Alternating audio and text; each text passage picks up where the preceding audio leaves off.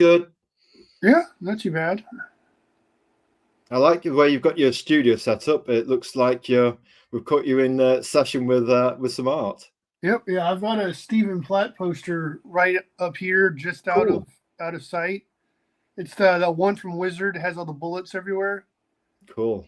I'll I tell keep you that up what. there for inspiration, and then the X-Men poster is a Art Adams one that I've had somehow since I was a kid.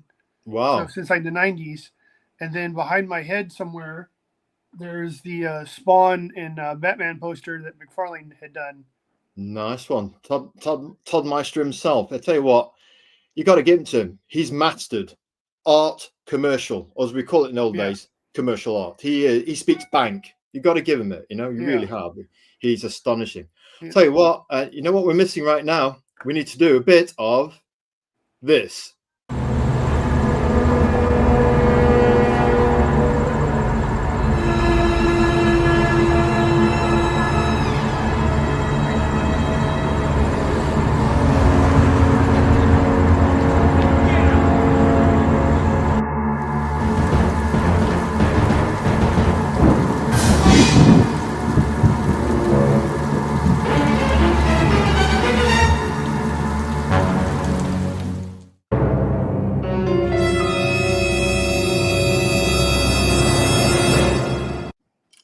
Right then. What we got here then? I love it when we do that. Absolutely love it when we do that. A bit of Hitchcock, Planet of the Apes kind of pastiche. I'm not sure what it is, but it sounds very a bit like that. Old school dramatic kind of ambience. Mm-hmm.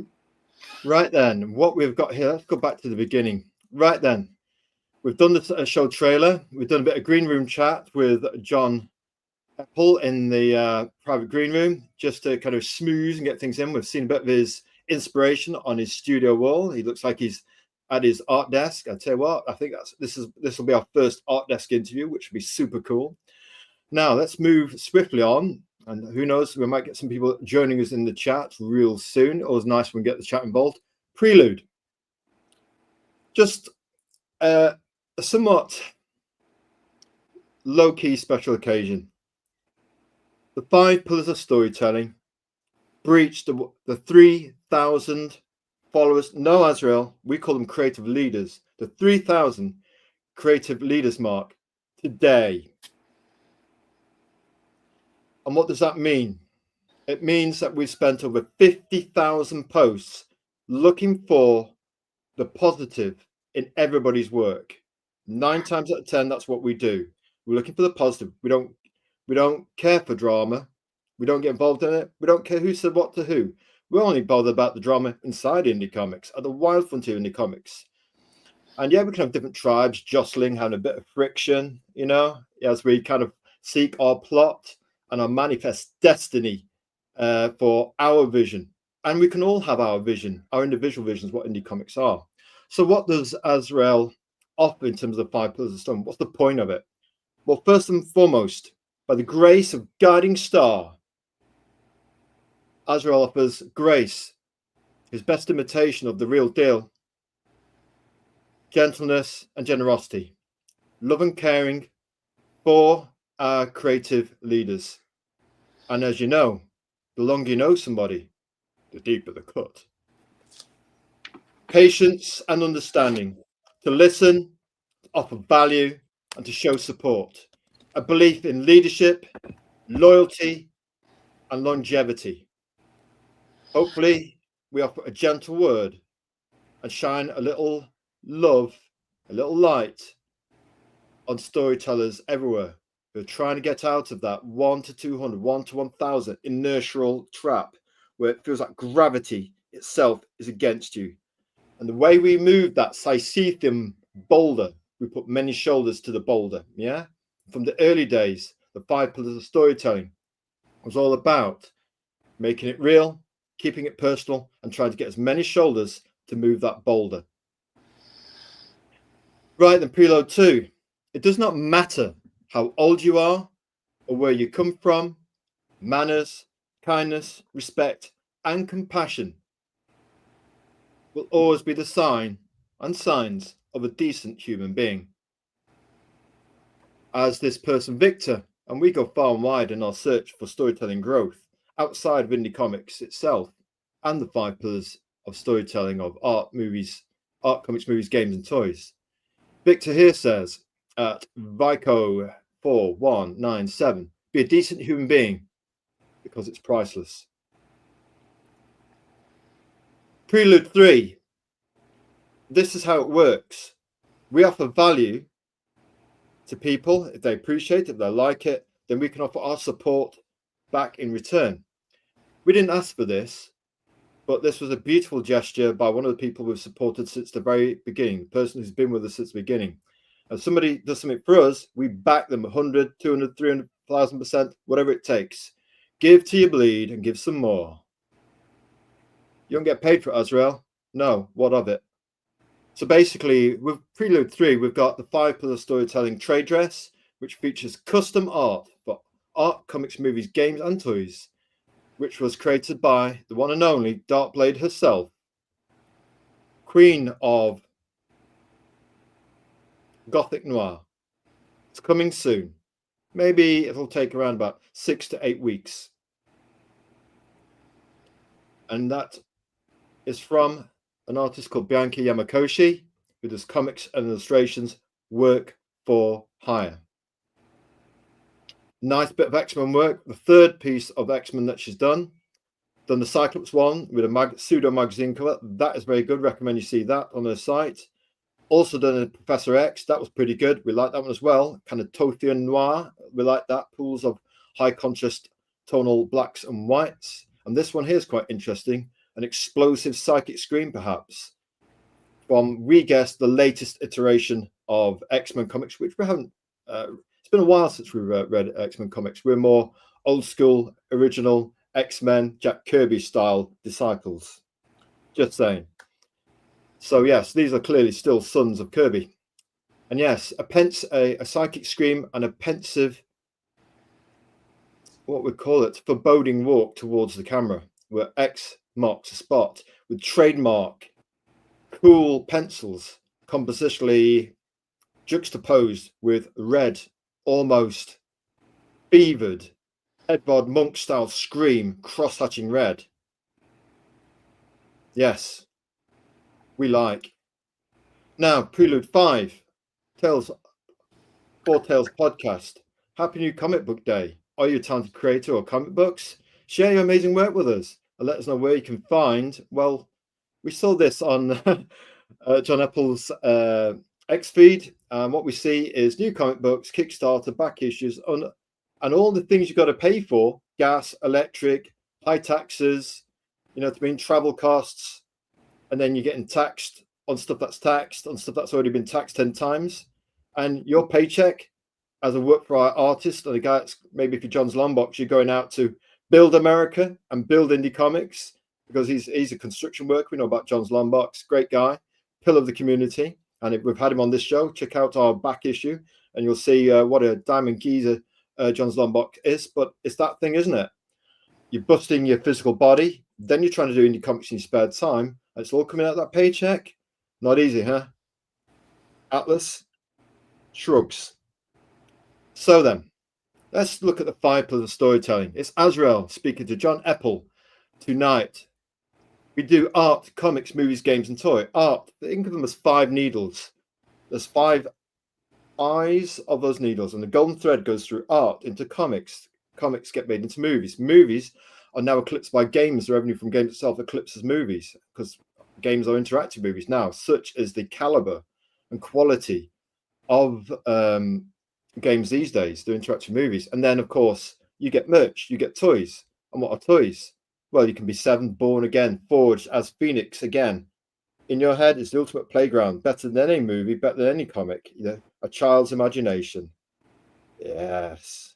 And you can have any story or scenario you have in the unlimited universe of your manifest imagination. Please like, comment, and subscribe. Subscribe on YouTube is just like a follow on X. You log in, hit the subscribe button. You have to pay anything. It's just a kind of an X follow, really, in disguise. And everyone that we get, we call it the power of one. helps shine a little love and a little light on people like John Epple, the evil ginger, as he's called tonight, as I, Kyle, or called Azrael, our internet names. And yes, so it's Sunday, the 22nd of June. Exodus Z we will be talking about. It's 7 p.m. Greenwich Mean Time, London, UK time. Right, host introduction. Hello there. Welcome to Bibles and Storytelling Live, where we talk art, comics, movies, games, and toys. I'm your host, Azrael, and my secret identity is Carl Prometheus. Bruce Wayne to yonder Batman, storyteller, artist, promoter of indie creators, indie comics, and doing our bit to help grow the indie comic community. Our style is universal. We can be watched by creative families, creative adults, and the creative younglings. Our motto, to listen, learn, and share. Inspiring quote, comics are an international language that can cross boundaries and generations. Comics are a bridge between all cultures. Osamu Tezuka, legend. Now, guest introduction, John Epple. We always do some pros. We know creative leaders are very modest and don't like saying it, so we'll say it for them. Here's a bit of pros for John Epple. John Epple at Seclusion Studio, highly regarded in the indie comics community. We know just from X and Facebook alone how his name seems to pop up quite a bit. A stoic and sturdy creative leader he is. He's a penciler, inker, concept artist. Work can be found on Amazon, no less, Comixology, and Global Comics, the new ubiquitous leader in indie comics, because they have the indie comics side by side with the not so big two. So we can shine alongside and give those traditional buyers a new tradition and something else to think about. Well done, Global Comics, for making all readers think before they buy. We say, welcome to the show, John Epple. Long time Thank you coming. very much. So how's it going, sir? Pretty good. We came across this website, Comic Unknown. Yes. Exodus 7, issue 1. Let's do a bit of movie voice reading. We could just say it. Welcome to the world of Exodus Z. Exodus Z, as we say in the UK. If we just zoom in on that, we can. The heavenly horror zombie comic that will take your breath away. A 3-part series explores a world in chaos where the zombie apocalypse has reached the very gates of heaven itself, as faith and faith and fear collide, and the end of the world comes knocking. So basically, paradise itself is in jeopardy, and you've got a truckload of zombies. Just if you love just a good old scary story, then this is the comic book series for you. Get ready to experience a journey like no other. Creative team, writer-creator George Alvarez, artist John Epple, colorist Edgar Wolve, and letterer Nikki Powers. Sounds like a dream team there. And you can see the cool cover for issue number 1. And you can see the 3 variant covers underneath. Exodus Z, issue 2. Issue 2 puts a roller coaster of a series into the next gear as we come across the craziest scenes we've ever seen to date in the series. Issue 2 is named For Heaven's Sake. We'll be putting the angels to the test as they have no other choice but to fend off the zombie plague. Pre-orders available. And you can see 3 variant covers there, looking very tasty there. Variant cover C by artist Piers Hazel. Variant cover D by artist Mez Magnificent. Now that's a name we can get some alliteration around. And variant cover B by John Psycho Coates, colorist Edgar Wolve. Yes, very good. I'll tell you what, that's enough to whet your appetite. We do like those fruity colors. Colors is doing their job. We couldn't resist this one. Some cool merch. Ecstasy Survival starter kit, $30 down to $20. Well, that one looks tasty. One of the coolest bits of merch we've seen there. And gotta love a bit of testimony when you're doing a comic, an indie comic. Apollo City Comics. Without spoiling anything, this issue takes a truly surprising and thoroughly engaging turn. The art is gritty and grimy and gross in all the right ways, depicting the undead in gruesome detail. This issue plays the existing zombie tropes and introduces some fresh new elements in your a fan. So if you're a fan of zombies, you really can't go wrong with this book. And already we're thinking, maybe we might be getting a bit of that action ourselves. So then we're going to go straight into the big 5 questions with John, the evil ginger, Epple. So what's our first question? Look what we got here. This looks like the kind of sturdy guy we can talk and have a nice sturdy chat with. John Epple, a good friend of mine, pointed out I may have miscalculated some of my lifts. So to fix that, I added more weights to the bar, of course. Laugh out loud. I'll work on my photography skills later. Hey, it is what it is. It looks more authentic that way. Got to be authentic. But that's 25 on the outside for a total of 275 pounds. I wonder what that is in kilograms. And the ginger power, dad bod, veteran fitness, old man strength. Hey, can't be old man strength. It's a thing. And we've had younger guys with, when it was Lord Mall and ourselves training, we took a young guy around the gym for a bit of a tour. He was ill the next day. when you're older, you know how to endure the pain. Just you've had more years of the pain, man. So who is John Epple? Try that again. Who is John Epple? We want to know his storytelling influences, his comic journey, his movies, and if he was a rock band or some kind of heavy metal music when he's doing his Exodus Z, what kind of rock band? Like Brian Toledo, Lady Death, did a kind of Darkness Wars when we were all locked down kind of business plan. He said, I actually have a heavy metal band. When we go out on the conventions, we have music playing on our ears. That's our band. It might be heavy metal, whoever he said it was. But it's about visualizing your business plan with music and all the tools and resources of battle to go out and sell your comic to the world. So take it away. Who is John Epple, John? I am. Well, no, No doubt. I'm John. I was born in let me see, long ago in a galaxy far, far away. I like to lift heavy things, put them down time to time, and enjoy drawing comic books. Despite the work I've gotten, I can draw more than just zombie horror too. Go on. So I'm trying to not pigeonhole myself and only take horror assignments. I did send you some pictures, I guess, shortly before the stream. And maybe we can share them later to show some of the projects that we've spoken about. Maybe one or two other ones that we haven't as well.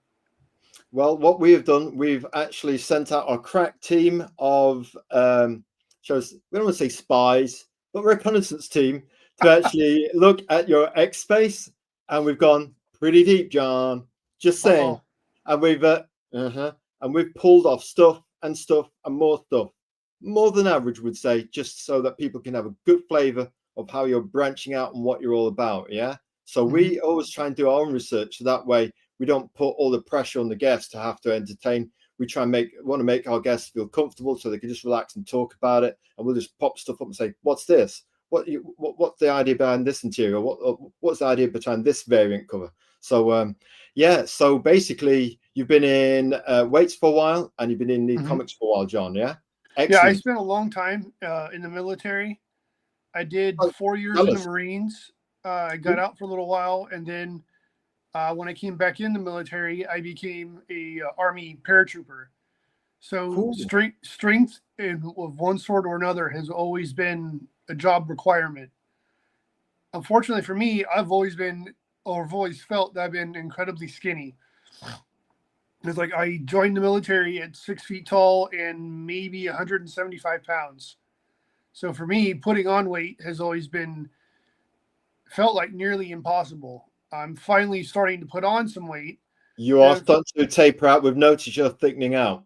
Yeah, I'm trying to, but I'm trying not to get so much of a dad bod, and I'm trying to get it to where it shows that I go to the gym. Now, since I've gotten out of the military, I don't go to the gym as often anymore because it's not as readily available. But I do, on average, try to go 3-4 times a week.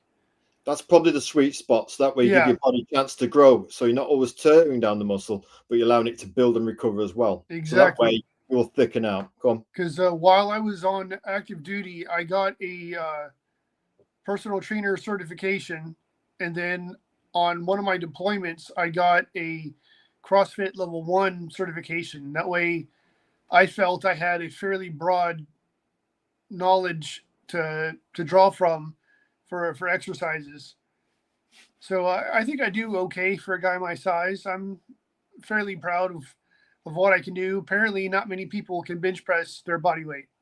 I didn't No, think that not was many. as big of a deal, but apparently I'm one that can. So I'm pretty proud of myself. Well, we hear on that one. The bench was asked when we were doing powerlifting full time. The bench was always, even before we were powerlifting with Master Yodos to his friends, Lord Maul. We were always benching. In fact, before we hooked up with him, power training or power building as it became between us. Basically, we'd racked in at, there wasn't enough weight in the machine, so we put the rubbers on for safety, of course. And we racked in at around about 156 kilograms on the seated bench machine, 130 kilograms on a negative chest bench, 125 up and down on a flat bench, with obviously a partner spotting you for safety reasons. And yeah, I mean, that was our specialism. In fact, we were ahead of that area, even over Master Yoda, Lord Maul. But his specialism was the squats, because the classic phrase is, if you want a bigger chest, you squat, you don't bench. And the true test of strength is a deadlift, ripping that. Oh yeah, that's my best event. Well, then there's hope for you in terms of thickening out. That's probably where the thickening out is coming from, in terms of just that raw, naked strength to get that bar off the ground. Yeah. So that, we suspect that's where you get the thickening out. Yeah. When you look at somebody like the classic vintage Canadian lifter, Doug Hepburn, I mean, he was a prodigious lifter, natural talent, and he had one of his legs was lame, and he broke records. He was like a super tanker. In fact, our gym buddy and ourselves, we actually trained with him doing 1 rep lifts and just going from 5 reps down to 3, down to 2, down to 1, with really lots of warm-ups, so that the body's really kind of gravitationally, kind of, shall I say, ready for the lift. Yeah. And it's just, we do that once a week, and every week the weights would go up 1.25 kilograms on each side. What's that? A couple of pounds on each side for you guys. And over a year, it's a rival, isn't it? But it's patience, discipline. Yeah. Just, well, you know about it, stoic strength. So I've gotten to the point where if I have to do more than like 5 reps, then there's not enough weight on there. Exactly. Now then, so storytelling influences are them?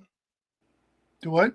Your storytelling influences for indie comics? Oh man, that's all over the place. We got your normal Boris Vallejo, Frank Frazetta style artists that I grew up with. Bernie Wrightson has always been a big influence on me. In fact, I have a print of his of Batman and Swamp Thing on my wall, because I had the pleasure of meeting him a few years ago at a Tampa Bay Comic Con. Kyle Holtz is a big influence on my work. I love Kelly Jones' work. I've been on a big 90s kick for the last, I want to say, few years, because the book I'm doing on my own is a 90s themed book. So whenever I see a new one that I don't have, I'm like, oh, hey, I don't have that issue of, say, Youngblood or Wildcats or Wetworks or Cyberforce or what, Strike Force, anything 90s, not anything, but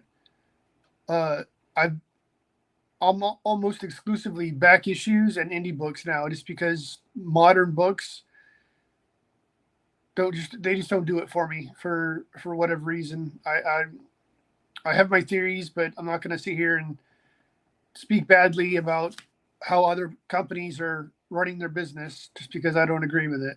Yeah, basically, it's all about what we do with our manifest destiny, isn't it? I mean, we don't talk about sex, politics, and religion on this show. We don't swear. We're kind of universal language, a family show. So that way we can reach the widest possible audience for, obviously, this show and for the storytelling community, and actually shine a brighter light. And, all that drama, it's, at the end of the day, once you have a good night's sleep, it's forgotten about. And it still comes down to what you do at the drawing board the next day, doesn't it? You know what I mean? And I don't have time for the drama myself. I'm exactly. I'm here to make comics and maybe talk trash with some friends. That's about it. Absolutely. I think that's the way it goes. Yeah, absolutely. What kind of music are you into then, John? Rock is a big. I'm a big fan of rock in general. I've gotten. It's like the. I think my mom got me a Queen album. I think it was her Oh, greatest hits. The burgundy one with the gold trim on it that's was one of right. the earliest albums I remember getting. And then when I started buying my own music, it was Stone Temple Pilots. Was I want to say Purple was my first album I ever bought for myself. I played it. This is back when cassettes were still socially acceptable. Of course. I played it so much I wore it out, and then I bought it on CD, and continued to wear the CD out. Um, I've I like metal a lot. Uh, just about all my different playlists has some kind of rock. I like anything from some classic rock like the Doors. I like some new wave music from the early '80s. I grew up when grunge was the style to listen to. I've Yeah. also been a big fan of Metallica. I've gotten into a lot of European metal bands as well. I mean, I like some rap or hip hop, but it was like the early '90s stuff that I grew up with. Anything past that, maybe a few songs here and there in the Yeah. early 2000s, but for the most part, I listen to a lot of rock. Yeah, you seem to be a brother at arms when it comes to rock. Queen, we've got all the albums, all the vinyls, all the ones that count. Just love Queen 2 is the one for us. It back when everybody knows Bohemian Rhapsody and Night of the Opera, but the ones before that, Sheer Heart Attack and Queen 2 for us will be the die-hard ones. The first debut album was quite good as well. So we just like those big block harmonies, the towering guitar chords, Freddie Mercury soaring vocals. I think he said all he had to say at Live Aid when he kind of Queen made the point that day, we feel. Right, and what's your comic journey itself been then, John? I've been into comics for as long as I can remember. I've always known that I wanted to draw. As even as a kid, I always knew that hey, I want to be an artist one day. I want to say I can't remember the number right now, but there it was an X-Men issue that had Colossus on the cover, and it was like a gold. The coloring was he was gold and wearing red at the time for whatever reason, and then he was choking out Professor Xavier. Crikey. I believe that was my first X-Men book. So around that time, and when Jim Lee was taking over the X-Men, that was when I got into comics. I mean, I got my first one when I was a kid, and I always liked comics. But for whatever reason, I got to about junior high age, 12, 13, somewhere around there. And that was around the time when the X-Men was the book to be reading. And that's all it took for me. I'm like, this is what I want to do. Wow. So that was the one for you. Jim Lee's X-Men basically was the shockwave that's made you think, wow, this is it. This is what I've got to do. Your calling in life was art, comic art, storytelling, visual storytelling. Yeah. I'm fascinated by it, even to today. Yes. Well, it's the ultimate alchemy of art and words, isn't it? You know, Yes. It for some people it is life, it is oxygen, is the very air that we breathe. You know what I mean? Some people are racking up 10-hour days and probably more. You know, Yeah. and you know it's the hours. I mean, how many hours are you putting in, John, for your stuff outside of? I mean, are you doing other work as well? It kind of a standard job, and then Yeah, I have a regular job so that because I'm not going to have my family suffer for me to follow my dreams. So I have a job that pays the bills, and then the money I make from comic books it helps out. It's not steady yet, but it helped me buy my dream car. So clearly, there's something to it. dream car. Tell us. 1993 Ford Mustang with the 5-liter V8 in it. Whoa. I mean, it's What not for everybody, no, but it makes me incredibly happy knowing I get to drive that every day. what color? Silver with black racing stripes. And the sound alone is worth it. Yes. To borrow a Dark Knight quote. I mean, Hopefully, go on. it was, I got that was my first job as a comic book artist. I had done concept work for a book called Mary Machine Gun by Atrocity Press. Uh-huh. I was on my deployment at the time, but that was when it really sunk in for me. Say, hey, I'm making money at this, so I may as well take my shot to buy my dream car. I got lucky. I found the year, make, model. I got everything I wanted except it's an automatic and not a manual transmission. But outside of that, I have my dream car in my driveway. Okay, well, you know what? You've got your dream car on your driveway. I tell you what, a lot of people would settle for that and think, "Hey, I made one of my dreams come true by doing my dream." How about I mean, there's nothing more satisfying. When I got out of the Marines, I had learned how to airbrush, and that was when I first saw the reward that my hard work can amount to something.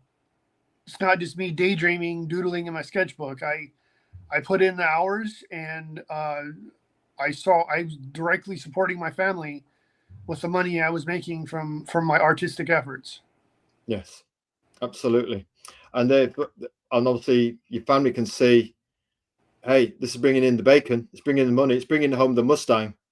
So therefore, it's easy for your family and perhaps your wife to buy into what you're doing. Because one thing we do, John, on this show is always try and celebrate the fact that maybe a creative leader, has a supportive partner who is going shoulder to shoulder, side by side, in supporting their husband or their partner's dreams. Yeah? And that makes a big difference. How is it, if you don't have to tell us because it's private, but how does that work with you? Have you got a supportive wife in that case, in this instance? She has her own way of doing that. I mean, she gives me the time to do it. She knows that I'm not just screwing around, and I do it now as a way. It keeps me out. It keeps me out of trouble. I'm not out drinking at bars. I'm not out flirting with women that I shouldn't be flirting with. Uh, all I do, I'll come home, I'll go to the gym, and then the rest of the day I'm at my art table. If my door is open, my wife and kids know they can come in here and ask me to do something. The only time I close it is if I'm streaming like I am now, and then they leave me alone. They know. She's gotten. I've helped her buy cars. I mean, I'm not rich by any means, but I've seen the direct reward that my hard work pays off. And then what's really satisfying is when I've had a chance to go to a couple small conventions here in Florida, and I've seen the direct reward of people buying my book, or like the review that you read earlier. Little things like that just makes my day. It doesn't matter how terrible a day I've had. I'll see something like that, or I'll see the look on somebody's face when they get to meet. I mean, I'm nobody. I don't mean to be self-deprecating, but I'm nobody in the grand scheme of things. But people seeing they get to meet me because I drew the comic book they just bought. It's an incredible feeling. I mean, granted, getting paid to do what you love is also an incredible feeling, and it's quite satisfying. But it's just like nothing makes my day better than seeing people happy that I drew something. I'll tell you what, John, that is testimony, isn't it? Somebody comes up to your convention table, you tell them about it with a happy smile, you're standing up, you're giving them the sell, and they buy it, they hold it up, happy customer, take a picture, that goes in your X feed or your website. That's testimony. That's one. Everyone you get, 1, 2, 5, 7, 10, 15, 20, 25. 50, 75, 100. Now repeat. The bulkhead of numbers, the law of numbers. And these are things you can put in your business plan and think, wow, I've got 75 happy customers. They're all smiling. They're on my website. Yeah. You go to Black Sun Comics by Kevin Morosi, an African futurist artist who lives in Canada. All his gallery is happy customers holding up his comic. Yeah. That's the best advertisement. Word of mouth, press in the flesh, real people, real comics, real conventions. Yeah. And we think, you see the team like Project Neosis with Paul Thayer just burning up the convention trail. And there's what's he on his X feed? Happy customers, image style, isn't it? It's image style kind of reforged for the kind of indie comics era. Lots of death, lots of blood, and it's consequential storytelling. Yeah. And it's superhero. Who said the indie comics can't do superheroes? If you look at Dave Brink of Genuine Comics, Paul Thayer. I've got some one of his books. I've got some of the Project Analysis. I never know if I'm saying the name correctly or not. I've spoken with Paul, the creator. He seems to be a very, I would say cool guy, but I can't think of a better word right now. But I've seen some of the videos you mentioned. He's a great salesman. He's got that legacy Todd McFarlane thing going on. He knows the team he wants. He knows the formula, and he gets out there on the convention table speaking creative bank to people. Yeah, that's what he's got. And he's young. He's got the energy, and he's got a supportive wife and girlfriend, tearing up, trailblazing the convention circuit. They're at it every for the indie comics that he's producing. It seems like he's out on the convention trail every weekend. Real people. So then. All right, then. We need to go to the next slide. Let's do a bit of that. Right then. What does John Epple create? If Azrael flies in angel wings to America and he's on your continent, inconsequential sea that the Atlantic is, he touches down next to your convention table, what is your elevator pitch? How are you going to sell me extras Z when I approach your convention table? And I'm curious about zombies. I have it saved on my phone. I'm gonna read it real quick. But one of my favorite parts is, I don't know how many horror movies you enjoy watching. Dawn of the Dead, Night of the Living Dead. Night of the Living Dead is a seminal classic, black and white. Love that one. But our favorite one, even above the seminal beginning one, which is fantastic, of course, is Dawn of the Dead. We're in the shopping precinct. That is our all-time favorite, along with the kind of groovy music and the kind of, what do you call it, the osmosis of hubris. Yeah, I've lost track of how many horror movies I've watched at this point. But one of the things that I've always noticed, there's inappropriate humor. And I don't know if it's just me being in the military or what, but I have a very dark, inappropriate sense of humor. And books like this one just are right up my alley. But usually my pitch is like when I put on posts are if you like messed up stuff that makes you want to question yourself, then you might like to see what I've been up to with this heavenly horror. Heavenly horror. How's that? Yep. How's that for juxtaposition? We like that. Quite a, what do you call that? An oxymoron where things are heavily contrasted. Heavenly horror would be a good oxymoron. We like that. That's very good. There's George Alvarez. He and I have gone back and forth, shared ideas, collaborated. So we're both kind of co-creators. He initially came to me with the idea, and then he understands that comics are a collaborative process. Yes. While neither one of us gets everything we want, we both try to focus on what's best for the story. And I think we've gotten to do a good thing. It's like with issue 2, one of the big thing is like, I'm getting ahead of myself. With issue 1, I hid stuff all throughout. I had Easter eggs all throughout the book. Easter eggs. Yeah, you're going to have to read the book to see, and you still may not even catch everything I did. Well, like one of the things that I did is I killed off the entire creative team in the book. Each one of us are hidden throughout the book. We either are dead or we're dying. So he didn't know that at first. And he was like, "Is that you?" And I was like, "Maybe." And then I drew one for him. And then he was like, "Yeah, we got to see if we can do the other two as well." Get the colorist, get the letter as well. Yeah. Oh, I did. Yeah, got them And real then good. one of the things I got in issue 2, with all the people that I've tried to make friends with in the industry, I got together with, I want to say 6 or 7 different people, and I asked them, is it okay if I use their character's likeness in my book? It won't be a crossover because we're not popular enough to benefit on any kind of a crossover yet. So I explained it to them as a cosplayer dressed up as their character, because there's a scene in there where we have all the chaos, the angels are fighting zombies, and during or in heaven there's a heavenly Comic-Con going on, and that's where all the cosplayers are coming from that are dressed like everybody's characters. John, if you could cosplay any character, what would it be? I've got to ask now. I don't know. I've never really thought about it. I've been so busy making comics that I've never stopped to think who I'd want to dress up as.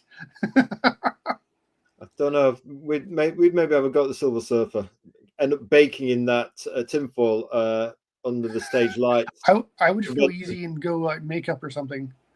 Makeup. Get one of those funky bodysuits, paint it silver, and call it a day.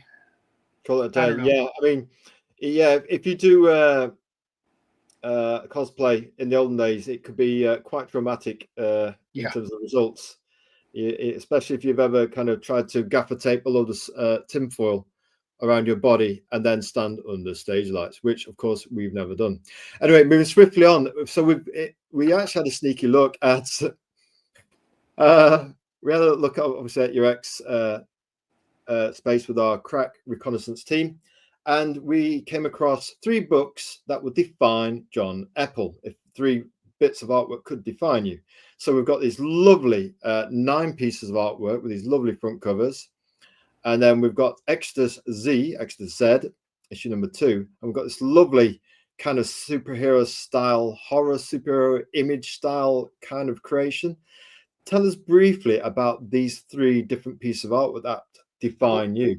The last one you mentioned is a book called Arachnus. That was a big independent book in the 90s, and I've recently become friends with one of the creators of Arachnus. We had him on our draw stream that I do on Saturday nights with Don Edwards, called The Studio, and Michael Ortiz is one of the creators of Arachnus. There's I want to say 6 issues. It made a big splash, and apparently it was a contest winner in a Eric Larson book, and that's what initially got people to word of mouth made that character so popular that he and his brother ended up creating Arachnus fully, and then made a book of it, or they made a series out of it, and it made a big splash in the 90s. So that was what I did for the initial draw stream of having Michael on there, and then he is working with a writer called Dolan Waddick, who has done Unholy Terror, and Dolan got it colored by, I want to say Dan Kemp, I believe it is. But yeah, that was my attempt at drawing Arachnus, and then the one with the 9 on there, those are the books that I've been a part of. Cool. Yep. That's what we call then a John Epple Trinity then. Those were the pictures of the books when I get a copy of the book once I do it. That way I put it up on my wall on those rare occasions when I start feeling bad about myself. I look up at my wall and I see, hey, my hard work is paying off.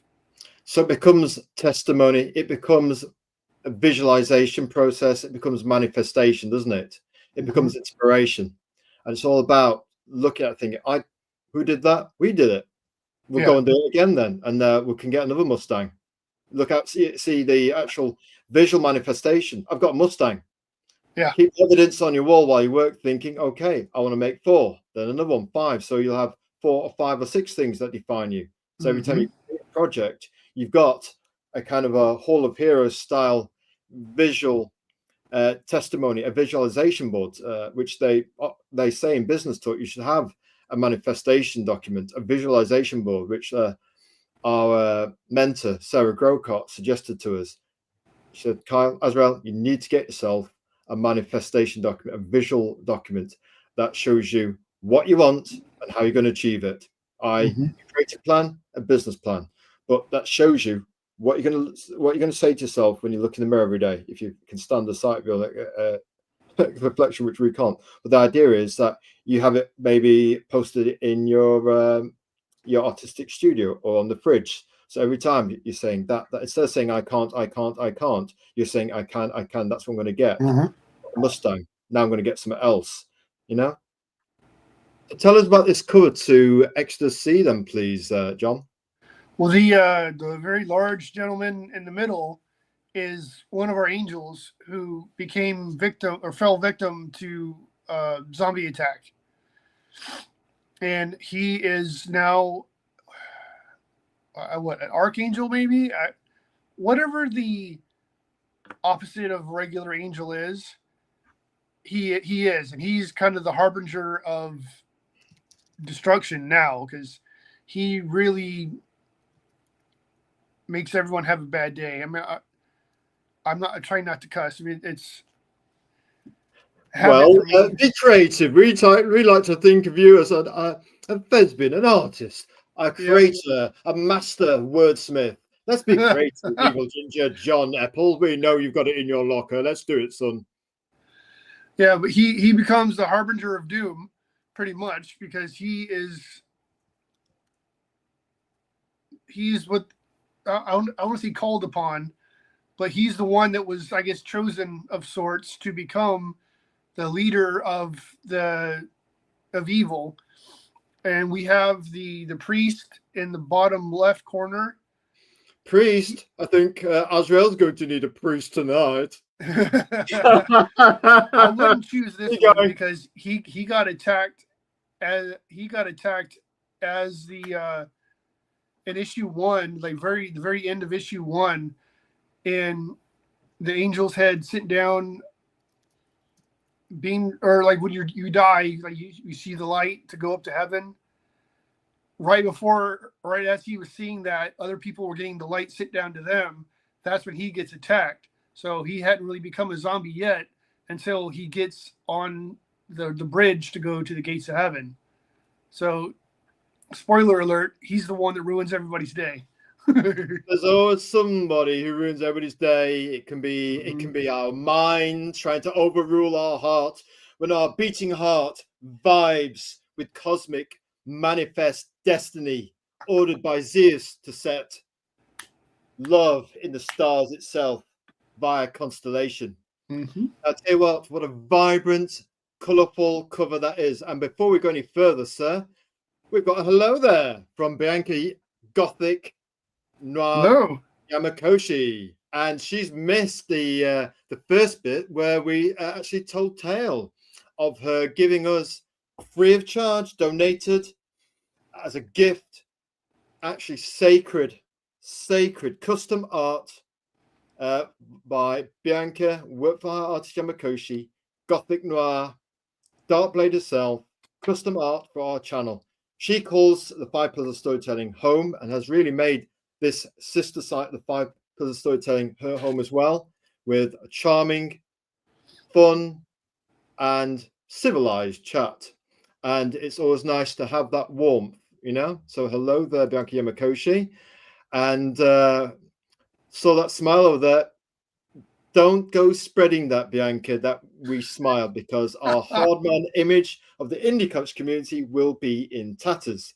That, folks, is just a wicked rumor. We, of course, don't smile. This is us smiling. But you can see our eyes twinkle. Maybe our eyes twinkle. Maybe the burning. What do we put here? Yes. Hello there, Bianca. Our eyes are twinkling with burning embers. That is kind of like Azrael's smile, I guess you could say that there. And yes, we'll put your comment up in a momento. What's that? Outrageous rumor, Bianca. You caught smiling. We're shocked. Well, maybe not that shocked. And people always think I'm up to something when I do it. Did your wife think you're guilty, John, when you're smiling? Yeah. So what did you Well, do? that's a short answer, isn't it? Yeah, She knows you very well then. I hope so. John, what a guy. We like your stoic sense of humor. Now, having a glass of beer to celebrate the 3K creative leaders on X. Folks, Very we did nice. briefly, modestly mention this earlier, but today, on a Sunday, running an indie comic promo, running a 5 pillars of storytelling, a live chat with John, Evil Ginger Epple, powerlifter himself, rocking that squat with his ever thickening frame just right, just to let us know he's doing a bit of the powerlifting. And we'll have to say, Bianca, Gothic Noir Yamakoshi, the Dark Blade herself, we are truly humbled and we are quite shy and actually modest. And to have somebody have a glass of, well, we hope it's a beer made of the finest gold, of course, to celebrate 3K, 3,000 creative leaders on X, the 5 pillars of storytelling, art, comics, movies, games, and toys. It's taken us about 2.5, is it 2 years to 3 years to do that, of averaging about 1,000 creative followers per year. And I tell you what, some of those people, John Epple, John Evil Ginger Epple, have been with us since the beginning. And one of those people is Bianca Yamakoshi herself, has been with us since the beginning, 2.5 years. You know what they say, as we said in the stream, the longer we're knowing, the deeper the cut. So, as long as it's not an IPA, then enjoy it. And so we'd like to thank you, Bianca Yamakoshi, for recognizing that and for recognizing our value over the years. And we've supported her in return. So it's a synergy thing, John, you know, when you sell your comic, people buy it, and it's a creator and a fan. You give them emotional revenue, they give you financial revenue. That's the trade. In our 500,000 word business plan dossier, we devoted 500,000 words to finding out what is the relationship between indie comics and their fans. We think we give out emotional revenue, and in return we get financial revenue. But really, what it is, it's value and support at its purest, you know. And we have been delighted and honored and privileged to support Bianca Yamakoshi, especially over this last month or so. We've really intentionally focused on what work for hire means in the indie comic scene, to actually put our shoulder to it. For example, if somebody's giving us custom art, we're going to back them 100, 200, 500, 1,000% in return. You know, it's a gift, it was a surprise. In fact, when the surprise was revealed to us, hard to believe us, lacking words, but we're completely stunned. You can only imagine what was going off in our head. None of it was polite language we could use, because we were that surprised, put it that way. But it's just a shock, you know. And you say all sorts of cool words, but you don't say them out loud in front of a lady, of course. But anyway, thanks very much for that, Bianca Yamakoshi. And if you catch the rerun of this stream later, you'll see just what we said, and a big thank you. And we can see maybe in 6 weeks to 8 weeks, maybe Bianca will help us with the transition of a trade dress. And we've got 1 or 2 things we want to do with the current trade dress. And then I'm sure if we throw ourselves at Bianca's mercy, we will be able to maybe get the trade dress over to celebrate us passing the 3,000 mark, perhaps on YouTube first, and then over to X somewhat later. So yes, thank you very much, Bianca Yamakoshi. Enjoy that glass of, we presume, well, never presume with a lady, guys. Come on, Azrael, don't presume, but we'll guess it's a nice golden heavenly liquid, or maybe it's not. Maybe it's a golden hell liquid. We don't know. We're just guessing, folks. You know, educated guess. So anyway, this cover, beautiful, it's colorful, it's rocking some real scorching sunshine colors, John Epple, and you've got an archangel, and you've got zombies. I mean, what more could you want from a cover? Now, interior, you've got this thing you do on X where you go, line up all my covers and overlap them. We think it's very sweet and endearing. You've got all the original artwork overlap like that. We think it's a beautiful way to actually celebrate the work you've done. It's almost like a visual diary of comic pages. Tell us about this thing that you do. We think it's cute.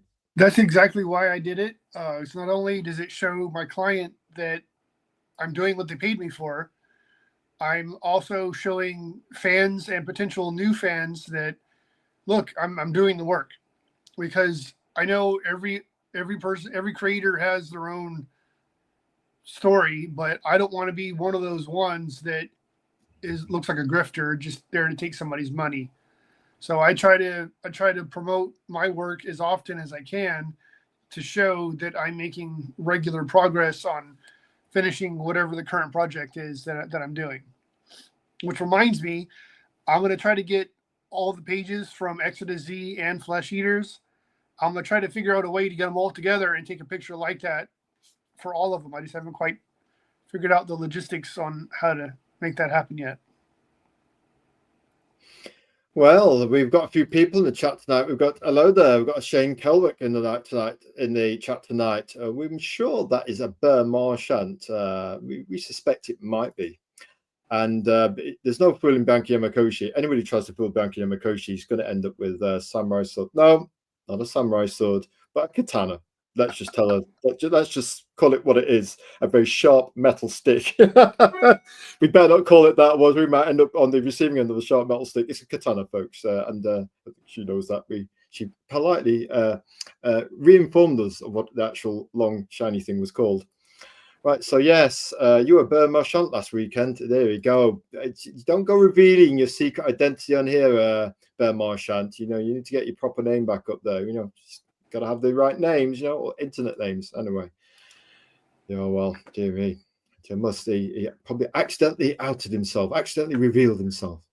Anyway, let's move swiftly on. So what we've got here is an overlapping witness statement of pages being completed as you do them. There's nothing like the satisfying feeling of having done one page. Then you have to spend another day to do another one, then another day to do another one. And you'd have to be a Marine or very sharp, strong, daring, brave, courageous katana wielder to turn up every day to rock some 10-hour shifts, because it's all about courage, stoic courage at the drawing board. And from the sounds of it, John Epple and Banki Yamakoshi would say Banki Yamakoshi have got the stoic fortitude to turn up and rock that drawing board every day. It's not easy. We would say, for us, lifting 150 kilograms on our back was easier than picking up this. How can this be? Anyway, let's not dwell on Azrael. Let's move on to the next slide. Tell us about this interior art. That's got to be one of the pages that you completed. Yes, it's one of the Exodus Z pages. This is how we are introducing our version of Satan into the story, because you're dealing with heaven and hell. Eventually, that guy's going to show up. So this is how we're doing it, where we had an angel created an emissary with a dove, goes down to hell, and I can't remember the reasoning why, but going down to there, it becomes more like a crow. That way he's visually different, and it's in a different environment, so it becomes a different bird, and is there to get to call Satan to help stop this zombie apocalypse in heaven, because they understand that if heaven fails, it's just going to come down there and take over there as well. Yeah. I mean, you've got a very fine, meticulous style. Is that intentional? Is that the edge that you're trying to go for? Well, one of the big things that I loved about 90s era comics was the level of detail. So I try to put what I loved about comic books into my work as well. Yes. I try to have like big, exaggerated movements, intense action scenes. Is one of the things I like about being a comic book artist. It's not the same as being an animator or an illustrator or just about any other kind of artist. You have to be able to tell a story with your artwork. Now, granted, if you're doing a cover, you tell a story in a different way with a one image, but when you're doing the inside of the book, you have to be able to physically tell a story and show how things happened, what happened, and then not only that, you have to tell it from an interesting angle and get the lighting right and make it as compelling as possible so that people want to buy the book. About the edge, the visceral excitement of detail. to goose that artwork, yes, that thrill, the excitement, because the eye is teased and dances across a meticulous landscape of intricate excitement, yes? Mm-hmm. Of course. Bianca Yamakoshi says, I like that bold inking. You're on my team, John. Oh, Yes, good. the traditional team. Hey. As long as we're not playing cricket on that team, I'll be good because I have no idea how to play that. Oh, cricket. Well, yes. We tried to play cricket with Instagram, but they ended up barking us for 7 enthusiastic posts. We were derided as a bot, which we can't disprove just yet. We might just be some kind of holographic illusion. But yeah, we've got to surrender our phone as part of the blackmail business. Sorry, not the blackmail business plan, but just to prove that we're not a bot, so they can send advertisers to us and spam us with Oh, we don't know nice. what, with bots presumably. So yeah, always nice. But hopefully we'll get our account back for our Instagram, because we've got a lovely comment from Gary Spencer Millage, him of Strange Haven fame, probably the best indie comic in the world. The GOAT, back when indie comics were hard.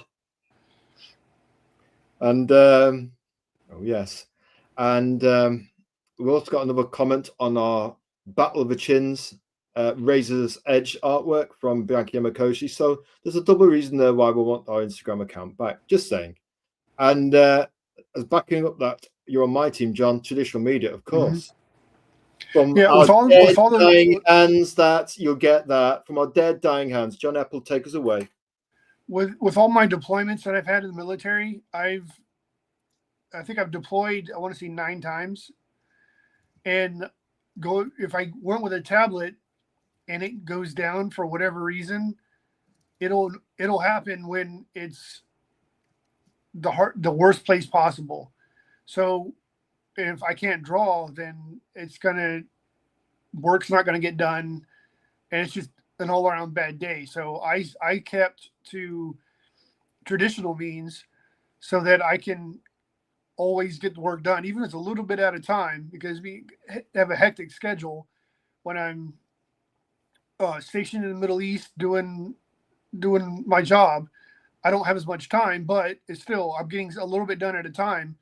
If I do it traditionally, I don't have to rely on a weak Wi-Fi signal or something like that to get work done.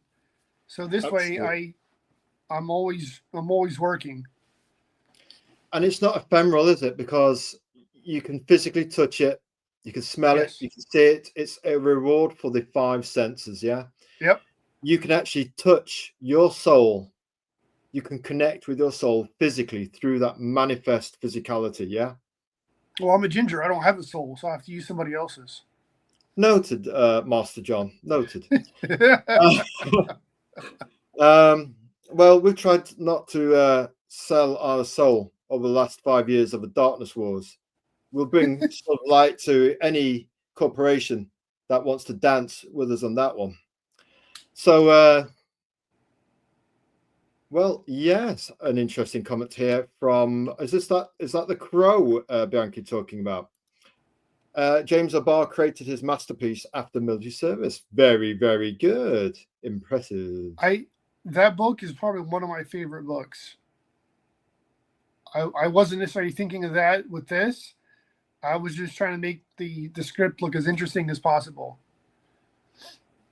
Like we said, no fooling Bianca, a sharp katana-like mind. Yeah, that's interesting. Bringing sharp katana-like comments to the chat. We like that. We approve. Or during, but it wasn't before. During or after, yes. Interesting that you create such works during a time of service. Interesting. As you did, John, as well, yeah? Yep. During that service. 90s book I mentioned, my first draft, I drew the initial, I want to say 12 pages. Because originally it was going to be like a flip book. Because I thought that would be a good gimmick since it was a 90s style book. I drew that while I was on deployment.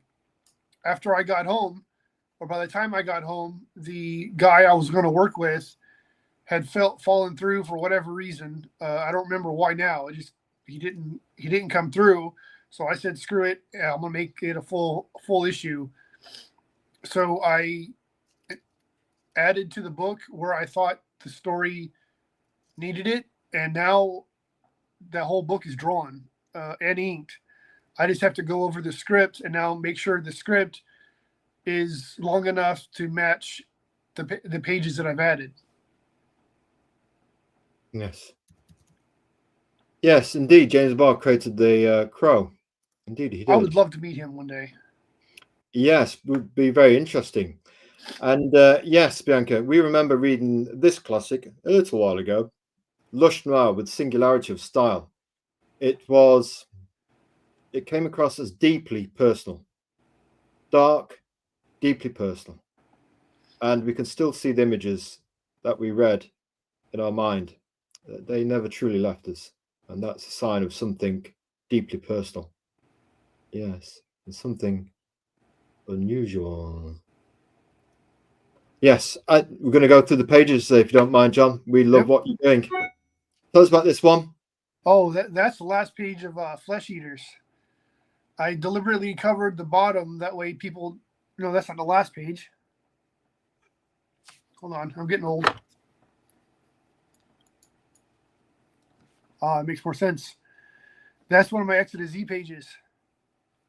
I deliberately cover random panels up when I post. That way you're not seeing the whole book, and it'll actually give you a reason to buy it so you can see what goes on inside. Tell you what, Evil Ginger, John Epple to his good friends in the community. I'd say what we like that. It's a bit coy, it's a bit cheeky, but hey, you want to preserve the sense of wow. You want to preserve a sense of surprise. And everybody knows Azrael is no peeker. He loves surprises. Oh, there's plenty in this. Oh, yes. We're looking forward to being surprised one day. Mere leap, we say. Azrael, why's your eyes? You know how in most zombie books, the zombie itself is real emaciated? Usually they just kind of shrivel up because they're really nothing there. I'm trying to use that in the book to show the zombies aging.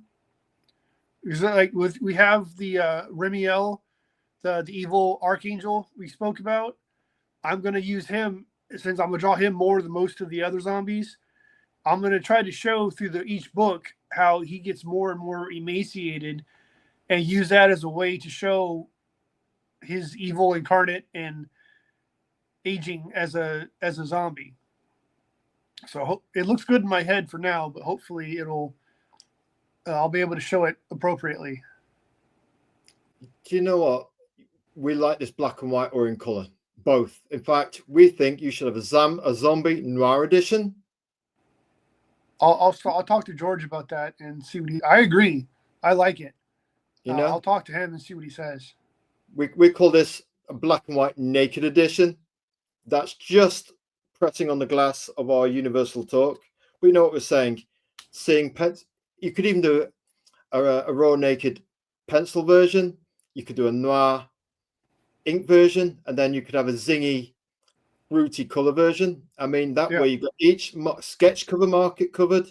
You've got the people who like black and white noir movies: Betty Davis, James Cagney, Humphrey Bogart, James Stewart. Don't make us keep going there, because we'll keep going for a little while.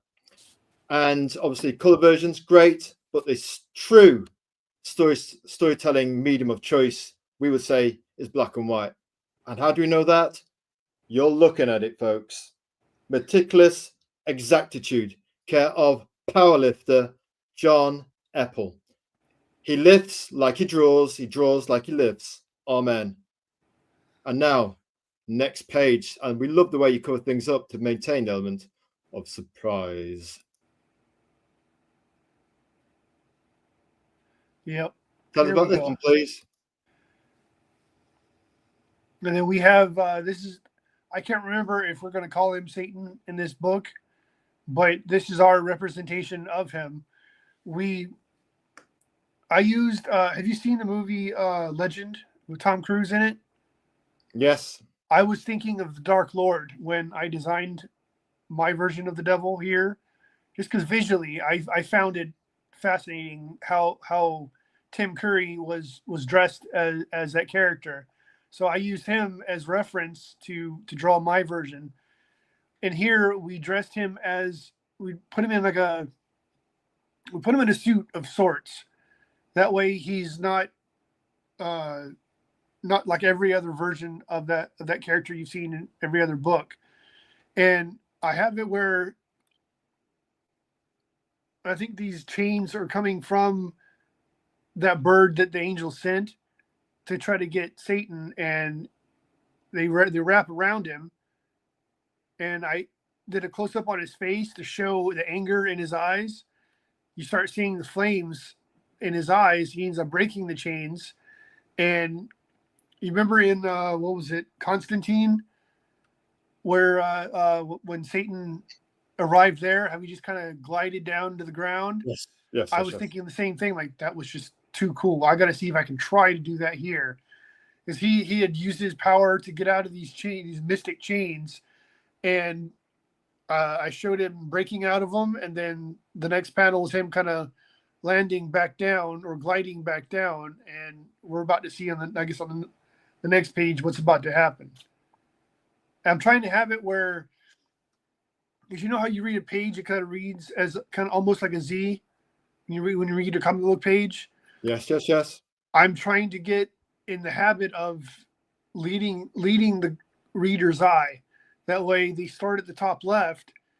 Something is going to happen from that panel to lead you on to the next panel.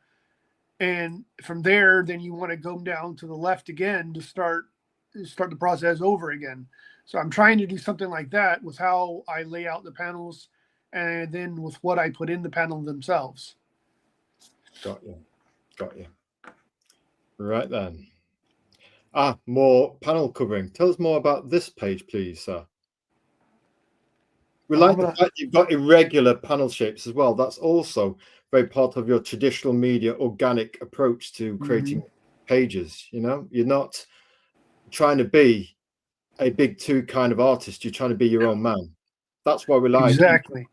You try to be your own authentic voice. Yeah, we have that beam was coming down from. Wait, let me look at my page. No problem. Yes, Bianca Yamakoshi, we're a real life character after all. Part fantasy, part real.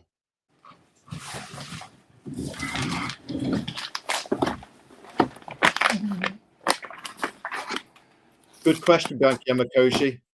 We better ask him that. We'll put your comment up right now. I didn't see it. I have a question for you, John. How long does it take to pencil and ink a page? If I have no interruptions, I can do a page in like a day. I could do like a page and a half a day.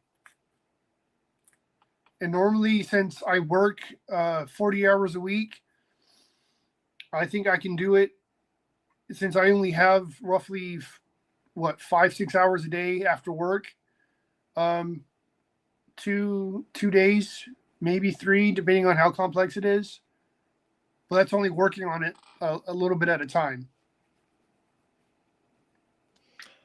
Just curious, actually, seeing as Bianca Yamakoshi asked the question, how long does it take you, Bianca, to do a page? If basically we're looking at a day for you, we would guess that for Bianca it also takes a page, but better ask the lady herself.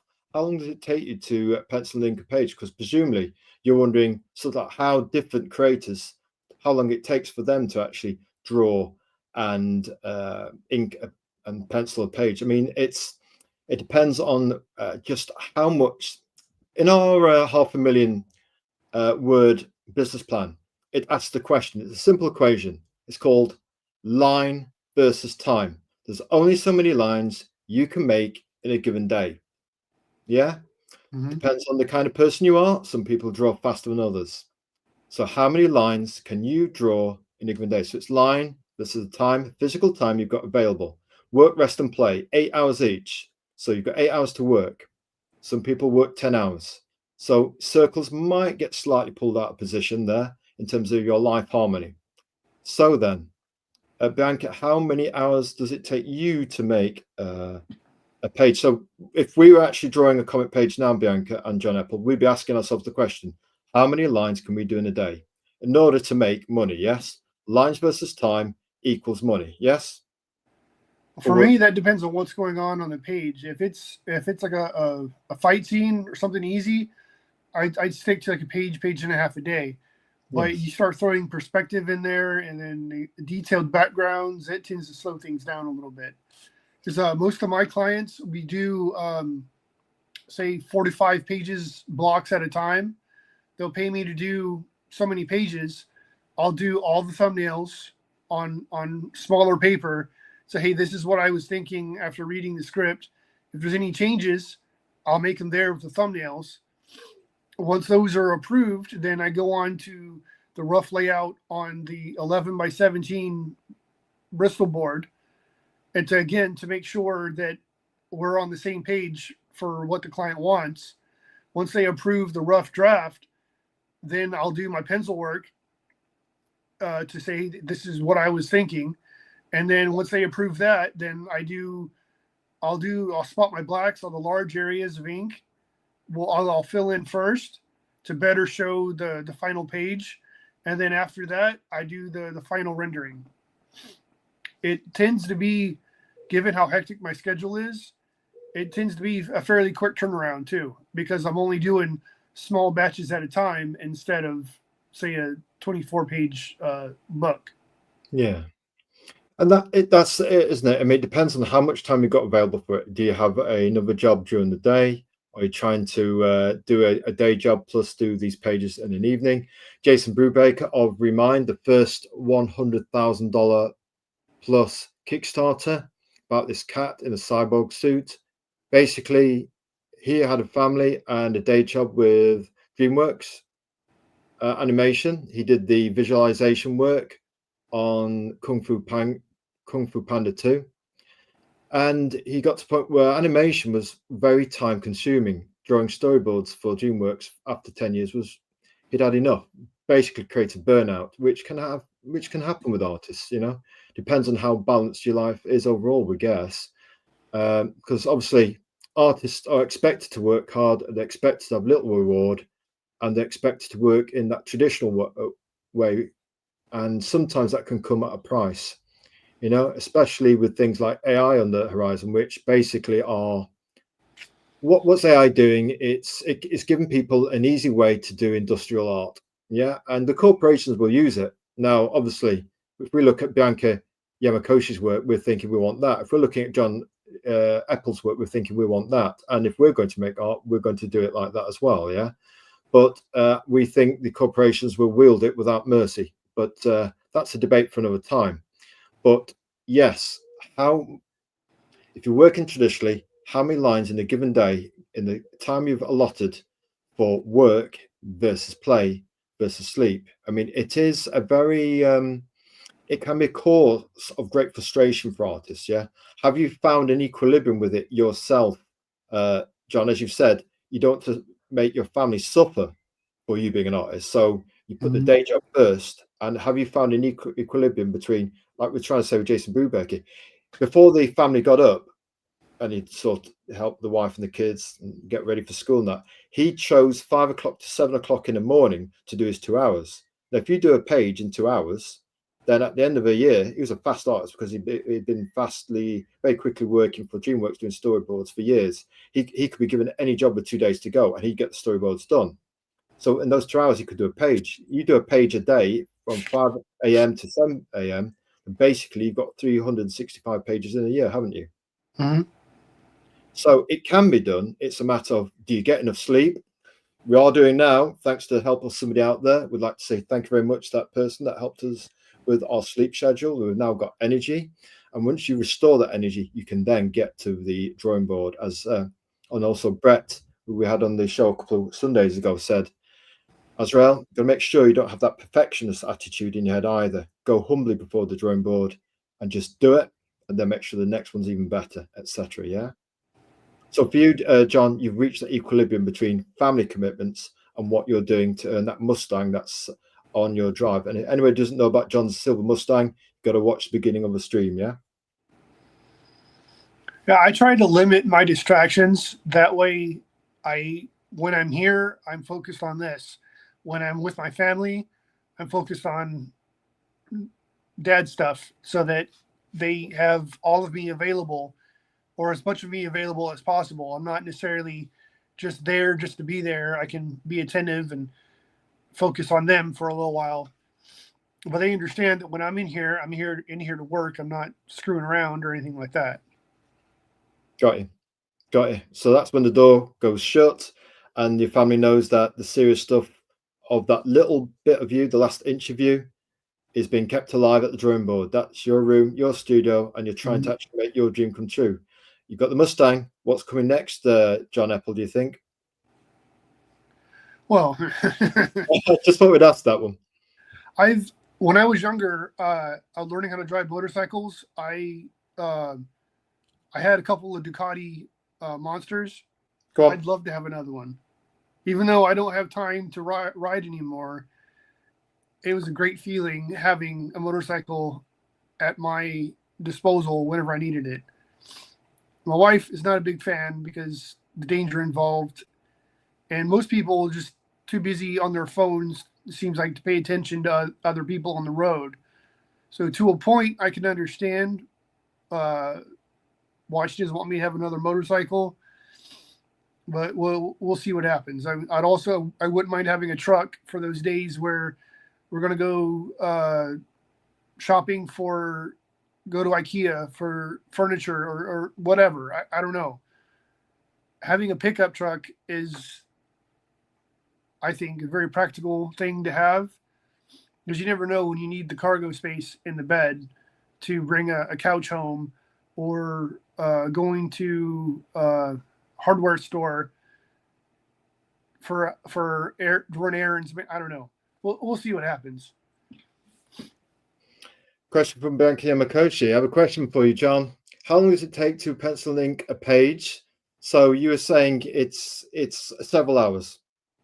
Yeah, I would, because as detailed as my work is, I would say if I had no distractions, 2 days I could get the thing completely done, including the rough drafts, the drawing it out, and then that's why I break it up into the small stages like I do. Research and development, finding out references and stuff like that. Yeah, because you got to sit there and figure out, every script I've read, there's at least once in every story where I'm like, how am I going to pull this off? So, I mean, I always think it's a fun challenge too, though. That's part of the fun is the challenging myself to improve, because I haven't drawn something like that so far. I see. Right. Bianca says, right, I do an ink draft and then move forwards onto the original piece directly. Very good. Very direct way of working, and a very confident way of working, which probably comes from several years of being at the drawing desk for hours and hours and hours. That confidence comes with time, doesn't it? That ability to marshal your resources and harness your talent, it comes with time. And time, yes. Cronus, yes. Tempus fugit. Yes, shout out. Here we go. John Long is in the house tonight. Shout out to all the artists. Nothing but love. Absolutely, John Long. We have worn your t-shirt 3 or 4 times now, and we think we're at the crossroads of having to put it in the washing machine. We've had sweltering heat in Britain for the best part of last week, and let's just say it was very hot last night. That's to put it mildly. We eventually did get to sleep by way of dream. So yeah, shout out to all the artists. Nothing but love. Tell you what, John, your heavyweight book. We've got the t-shirt. We've got the 2 paper comics you sent us. They're on our drawing desk right now, along with 2 huge parcels which we've yet to fully unbox, and we need to get those out the way and off our drawing desk. They've been there far too long. And we have to say, we've done this crazy video where the camera's all over the place. We tried to film your comics with one hand and try and say something, which involves multitasking, and then obviously give a little preview of your comic book. We've got the video on our phone. We just need to get it up here so we can put it on YouTube. You're a little bit mischievous tonight, Azrael. You're being somewhat pause-worthy. Oh, now and again. Ah, hello, John, says Bianca Yamakoshi. Oh, we're just being sparky with our eyes. We can do that sometimes.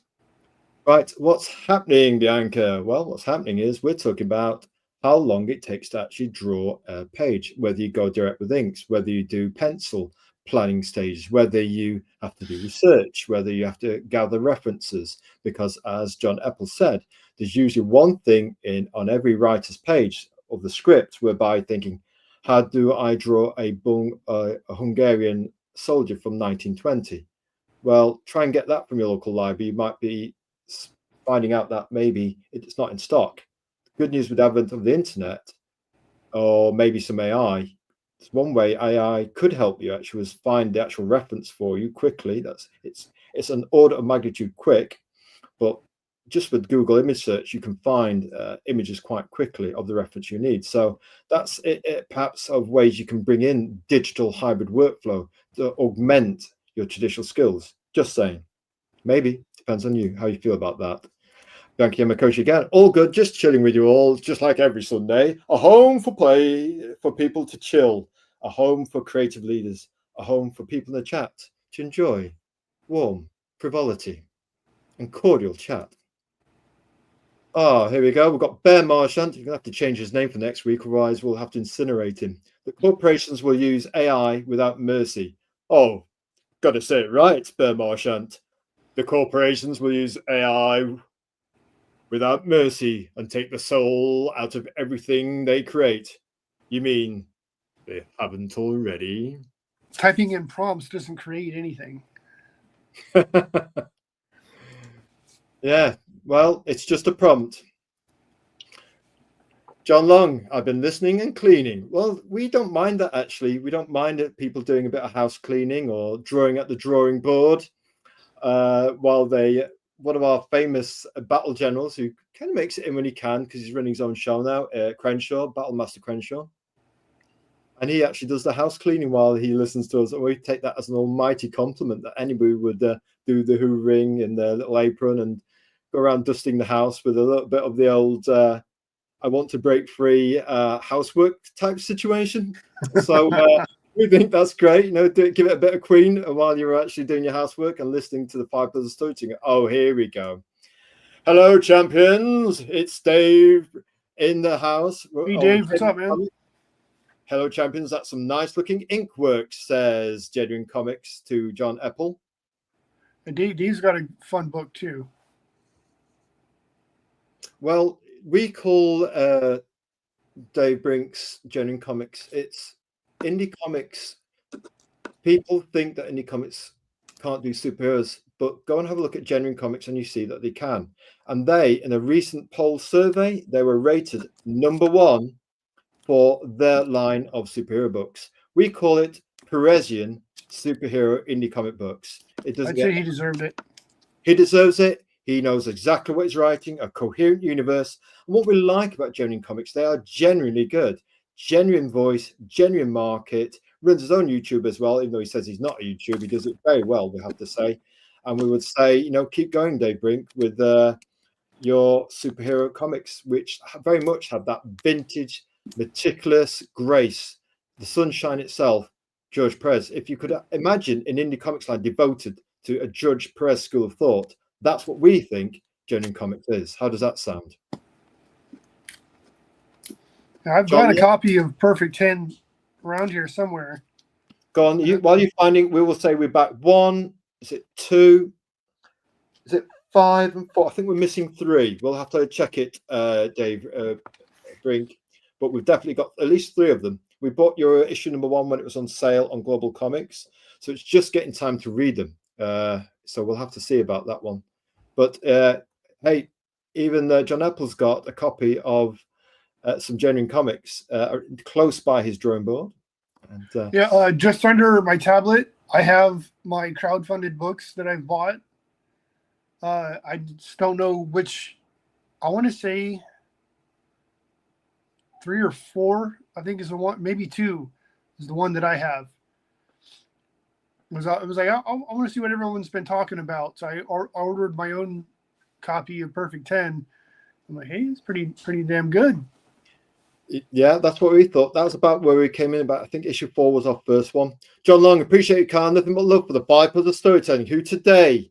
Thank you earlier for the comment, please, Bianca Yamakoshi, celebrating with a golden bear of her own. We suspect the 3,000 mark for the 5 plus of storytelling. 3,000 plus. I think we're on as of around about now 3,010. So the next target has got to be 325, 25, 50, 75, then 100. So 3,100 will be the next bulkhead that we go for. We always operate by the rule of numbers, the law of numbers. So yes, tell you what, we're going to get that video of us doing the kind of mad thing with our trying to hold the camera and flick through your paper comic books, John Long, where the heavyweight is in the show tonight. And we would say, what is it? It's a swirling conspiracy with gold-blooded boxes and nose-crunching action. That's what we say it is. You can get it on Global Comics as a webcomic, and you can buy it off J Long's website. And we say it's mood noir à la mode Egyptian, with Jean-Claude Van Damme Bouchaka to the face and body. That's what we say it is. How about that, John Long, who brought his army of family, friends, and wife to the shoulder that night when we had the chat, absolutely rocking. Even our business mentor, Sarah Grocott, who's 5-star when it comes to mentors, we say, and who knows, maybe we can get her on the show real soon. Azrael, your eyes twinkling again. Oh, they might be. So what's up, Genuine Comics? We don't know. We're going to continue with the artwork in a moment because we've got a shed load of John Epple. I tell you what, this evil ginger is completely evil when it comes to art. You just got to see what he's lining up. Ridiculous exactitude. I tell you what, no flies on him, folks. What's up, Bear? Oh, Bear's all right. He's probably going to get himself a nice, cool one. Maybe a cup of tea and a nice biscuit would be good. And I have to watch that film Crenshaw invited the past week for a shared viewing. I couldn't join. Oh, what's that one? The film Crenshaw invited past week. Where's that, Bianca? A shared viewing. Where's that? Is that on his YouTube site? Can you get away with that? We'll have to have a little find out about that. I know you can get away with stuff like that on Rumble, but YouTube are very prickly about that sort of thing. You'll get a copyright strike, and then before you know it, you don't have a YouTube channel anymore. Thank you for the kind words, guys. Easily done in your case, Dave Brink. I mean, to get top of the tree in the Indie Comics Wild Frontier, you must be doing something right. I wouldn't say it if it wasn't true. Well, you know, as our grandmother once said, you must have something. Mm-hmm. Oh, that's what it was. Duel to the Death, 1983. We'll tell you what, Bianca Yamakoshi, if you tell us the time and date of that one, we might happen along and see it ourselves as well. Be nice to watch something. We don't get to watch that much these days. Too busy doing other stuff.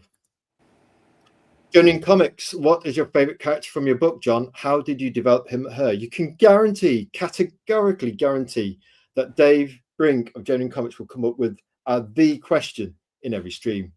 What do you think, John? I was going to probably say Remiel, the Archangel we were talking about earlier.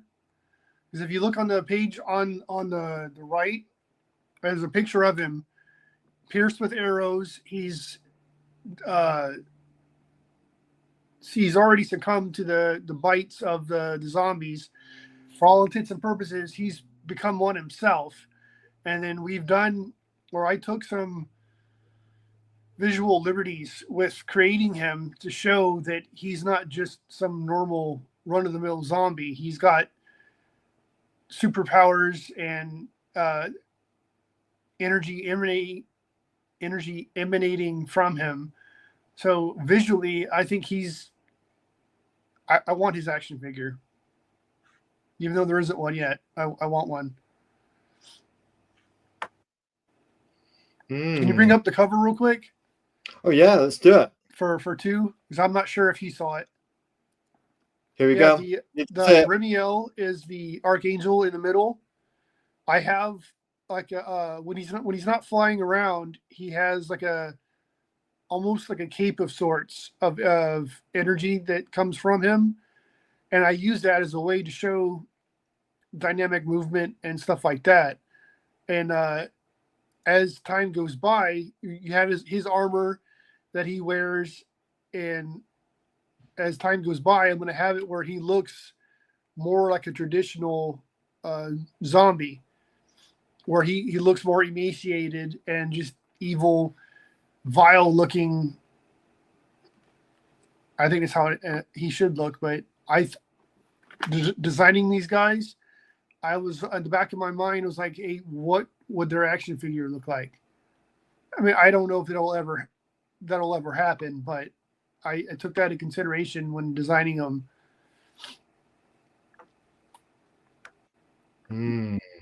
Because they all have their own. I want to say we had 5 or 6 angels, and those are like the archangels of the group. They're the ones that look over everyone and protect the people that need to be protected. Each of them have their own style of armor, their own individual weapons, their own accessories. And I know nobody like Todd McFarlane or anything is going to get a hold of it and like, hey, I want to make an action figure of this guy. But I figured I played around with it a little bit, and I was like, this would be cool if I could make him into that. So that's what I was thinking of when I designed him. It's like with Remiel, I was thinking of like a Keanu Reeves. What would he look like as a badass archangel? And that's what I came up with. Tell you what, we like that. We do like that. We do like that. It's to me, that's the cover that sells your book. Absolutely sells your book. Right, where do we get up to? Is it this one? Yes. No? Right, we're up to the next one then. Tell us about this one image thing. Everyone on the right should recognize the backs, but the image on the left is my characters that I told you about with my 90s book that I'm calling Suicide Run, because all the missions they go on are suicide missions. That's kind of the impromptu name that is being given, or almost like a call sign given to the group. There's with each character, I created like 500 characters at one point. So granted, not all of them were good, but I was going through my old notebooks. I combined my characters with elements from comic books that I liked, like the Cyberforce, Wildcats, Youngblood, all the cool 90s books, Marvel, DC. It was a great time for comics. So I looked at characters from comic books that I admired as a kid, combined it with my characters. There's even some movie references in the story that are not necessarily, hopefully not obvious, but nostalgia was a big component of this book. It's like we have the character in the front, who is, I'm still deciding on his name, but it's either going to be Warcry or Bloodcry, because I found out after the fact Danny Miki had a book named Warcry, so I don't necessarily want to be accused of ripping him off, so I'm probably going to change his name. I combined him with one of my characters. There's a little bit of Wetworks in there, and I want to say Ripclaw or Warblade. That way I have several different influences for each character to make him. And if we move to the left, we have my character is Jade, who's the woman in the tactical lingerie, pretty much. Awesome fighter and all that. And then we have the guy at the back, who I'm calling Ironside, or Ironsides, after the old Civil War ships that they used. He is like the Maul or Badrock type character that I have for the team. And then we go to the right is Platoon. He's like my Extreme Studios Prophet shoot 'em up kind of Bloodstrike character. And then we have the one that is the girl next to him in the far right corner She's the teleporter of the group, and I name her Free for right now. I couldn't think of a better word. Because you have the bladed character like Wolverine or Ripclaw. You have the woman in tactical lingerie. You have the big character that look like Juggernaut or Badrock. You have the guy like Grifter or Bloodstrike on every team, and then in just about every 90s comic you had a teleporter as well. So I built that team around, I guess, those archetypes from 90s comics, and hopefully came up with something good. Right then, tell you what, let's go into the next one. Here's your interior art of your next book. We like the detail on it. We like the meticulous attitude. We like that. This is my Flesh Eaters book. This is some of the detail I was telling you about with the middle panel. That is a church in Belgium. My writers are one lives here in the States, but he's of French descent, and he and his friend wrote the story. He lives in Belgium, so they referenced this church. So I can't remember the name of it right now, but it is a legitimate church in Belgium that they said they wanted me to draw. So I pulled up several different images of this building to try to get this together, and they were happy with it. So I was like, okay, good. All that perspective I've been practicing has been paying off. There we go. We've got tactical lingerie. I call it tactical lingerie because, like with Zealot from the Wildcats, there is no way that would be any kind of armor that would protect her, but it looked good, so they went with it. I just started calling it tactical lingerie. Tactical lingerie, we like that. We have to say we like that very much. So, right, we've got a bit of a trailer for you folks. Let's play it.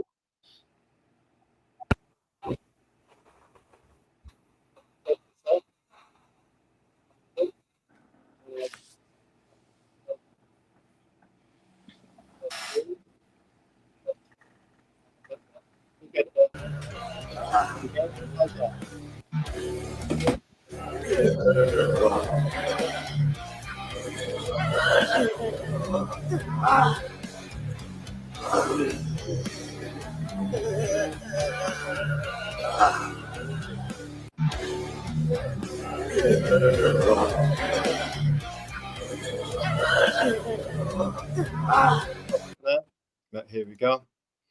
And there you go. What do you think to that, John Epple? I'm a fan. Yes, we think we like. I have one more for my George Alvarez did a book called Phantasmagoria, which is a horror anthology he put together to help kind of string fans along. We put a short story in Phantasmagoria as well to get you in between issues 1 and 2. Mm-hmm. So I have an image from that. I did a trailer like this for Phantasmagoria that I'm going to post later on this evening on my YouTube channel as well. But it's the same kind of thing with the cool image, and then I put a little video and stuff in there too. So I did that.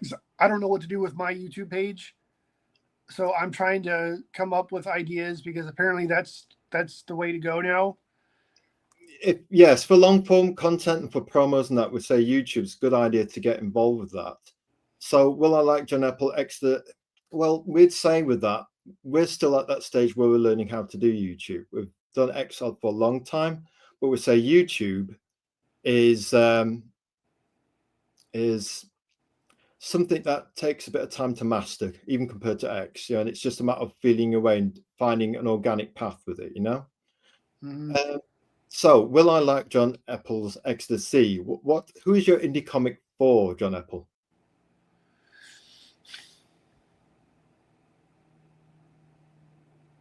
People who like comic books that are about entertainment and nothing else. That's all I set out to do with any book that I'm a part of. I don't care about pandering to anyone.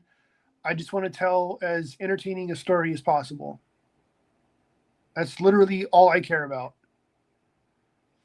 I try to have wide variety of characters. Like with the background characters, I've drawn part of the story in issue 1 takes place in Tampa, Florida, and a large Hispanic community there. I tried to draw Hispanic characters. I drew black characters, white characters. I try to have a variety of different things in there, but I try to present it in a way that is something fun to look at, but not just pandering to one group or another, so that then alienates other people. I'm not trying to do that. I'm just trying to tell an entertaining story that people enjoy reading, hopefully more than once. Okay. And for us, I think that's ultimately what you're trying to do, isn't it? You're trying to create entertainment. You're trying to express yourself and get your voice heard by other people who also like entertainment. It's a mutual sharing, isn't it? It's a mutual pact, isn't it? Mm-hmm. Yeah. Now, why do you create indie comics? Is it that it's a journey that has freedom and it's the hero's journey? You can start off and improve over time, and you can find yourself, find the hero within yourself.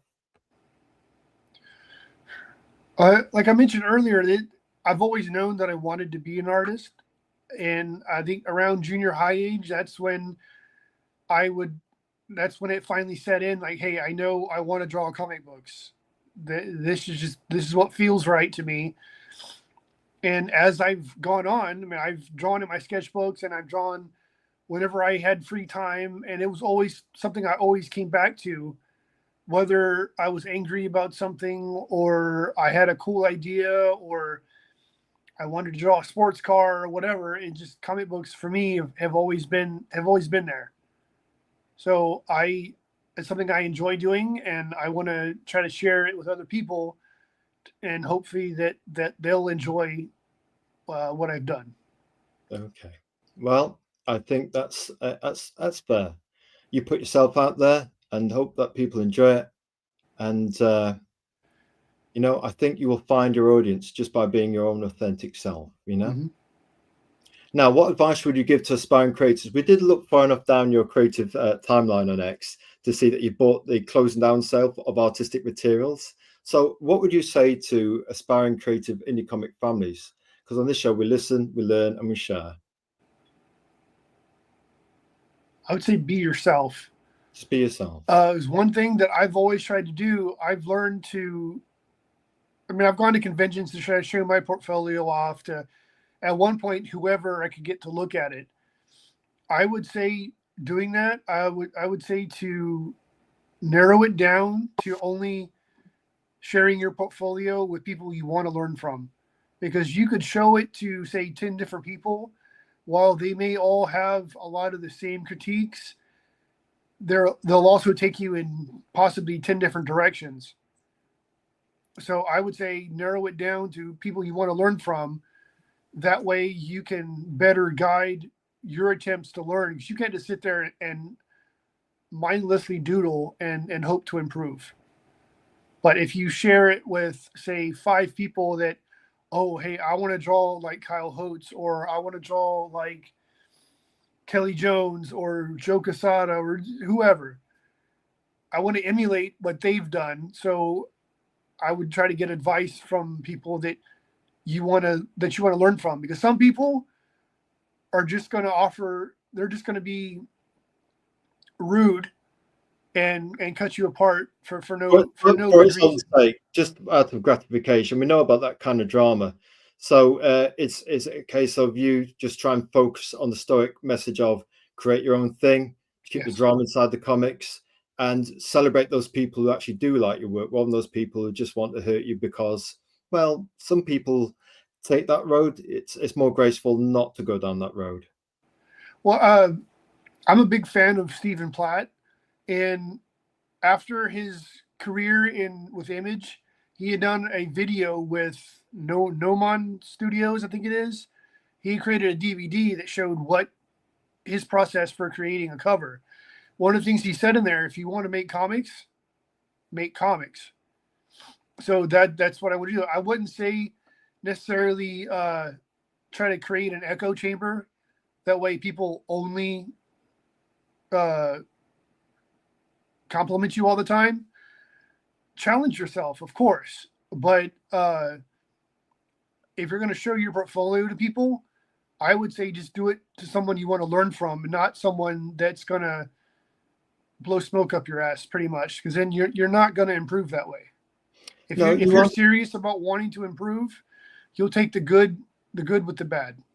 Yeah, I think in that cauldron of maybe a live podcast, we found that's a very positive process, because everybody wants you to succeed, and you've got the chat to kind of give you real-time feedback. You can take it on board while you're actually drawing, which is quite good. You don't have to wait to actually put it into action. Then you don't have to worry about the comments festering in your mind. You know, people can sometimes ruminate over advice. You know what I mean? You know. But like Dave's saying here, actually, Dave Briggs of Journey Comics, set challenging but achievable goals. Exactly. You know. Once you achieve one, build off of that and move on to the next. Absolutely. We agree with that 100%. I think John Epple giving it straight. Right then. So yes, be authentic, be yourself, and listen. Most people to see you succeed, listen to what they've got to say and take it on board. And after a good night's sleep, you think, do you know what? Maybe they had a point. What superhero would you be, John Epple? I don't know of a specific, because I like superhero genre in general. I would say I would be one that doesn't mince my words, because I don't. One that's honest with himself and how he deals with other people. I mean, there's a myriad of different powers that, hey, this would be cool, that would be cool, and I don't know. I could be here all day trying to figure that out. But I would see one that was just honest with himself and the people he deals with. Fair enough. So just being an honest hero. So here we go. John would be Johnny Redbeard from the Savage Dragon books, possibly so. Right, then let's go to the next slide. Bonus questions. Here we go. What are your plans for John Epple going forwards? More Exodus Z, issue 3, perhaps? World domination. World domination. We can go with that. Well, I'm a ginger. I mean, that's what we do. World domination. And how about, what's your favorite pizza? We couldn't resist this man food with the that burger was one of the biggest ones I've ever seen in my life. I mean, I have a pretty decent sized hand. I needed it felt like almost dislocate my jaw to eat that burger. I cut it in half. I still had to squish it down, and then I still, you've seen the Mummy movie, right, with Brendan Fraser? There was a scene in there where the mummy was yelling or attacking or whatever, and his jaws were just going like this. That's what I felt like trying to eat that burger. It was absolutely delicious, but that was insanely huge. And my favorite pizza is one that has no pineapple or ham on it. The pineapple debate again keeps coming up. Canadian bacon is just ham. I don't care what anybody says. And I'm not a fan of mushrooms, but outside of that and fish, I'm good. And I've been to Orlando once and ordered a hamburger. I've never seen a hamburger that big in my life. Well, next time you come to Orlando, let me know and we'll hang out. I'll tell you what, John Epple, that sounds like an offer we can't refuse. I'll tell you what, Orlando, hamburger, never seen a hamburger that big in my life. And tell you what, that steak knife, is that going through the table as well? No, it was pretty close, though. Pretty close, we could imagine. What was it? It was at least lunchtime before I ate the next day, because I was still full from that burger. Well, we can imagine you'd probably be full for about 3 days with something. You probably had jaw lock trying to eat it. Pretty close. Now, where can they find out more info about you, John Epple? I'm on Ninja, but we're not having a word with it. We think he's a nice guy. I'm on Seclusion Studios on X. I think I'm under my name, John Epple, on Facebook. Seclusion Studios on Instagram as well. I'm on Blue Sky and Threads as well, and then I'm on YouTube under my name. Well, there you go. You've got plenty of ways to get in touch. His YouTube's evolving. We like the trailer, which was pretty direct. You can't beat a short. For that generation that's used to just get the message quickly, YouTube and shorts can be absolutely on point. The TikTok kind of generation. X is for those people who want those kind of sound bites and find out the information straight John Bull, straight direct, as John Epple would give it you himself, straight from the horse's mouth kind of speak. And he's got his link of links called All My Links. And wait a minute, I've got a question. Why is your imprint name called Seclusion Studios? Says Genuine Comics. I came up with that when I was in high school. Initially, I thought it sounded cool, so that's why I was going to make my studio name. And then as time went by, it kind of stuck because I work by myself a lot most of the time. I have no problem working with people, but even though I try to be laid back and easygoing, I'm very professional when I do work. Some people, unfortunately, in this business are not. So that's a big reason why I work by myself so much. And essentially, I work in seclusion. Well, it's a cool name. And it kind of makes sense for the artist because we are quite isolated now and again. We have to get out and get some fresh air, walk in the park, maybe share a golden beer and some sandwiches, So it's probably it's one of the unusual names, but it kind of makes poetic sense. We like the name. Very good. Good question again, Genuine Comics. You just are the kind of guy that does great questions. Now then, we've got to that point in the show whereby we say thank you very much for being our special guest, John Epple.